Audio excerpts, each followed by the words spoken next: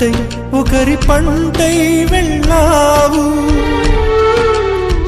కరుణిస్తానన్నావు, వరమిస్తానన్నావు, కరువై మెడకూరివైపోయావు.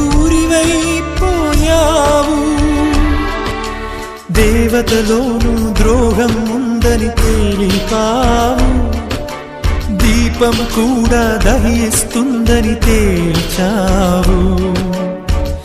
ఎవరిని నమ్మాలి నన్ను తప్ప, ఎవరిని నిందించాలి నిన్ను తప్ప.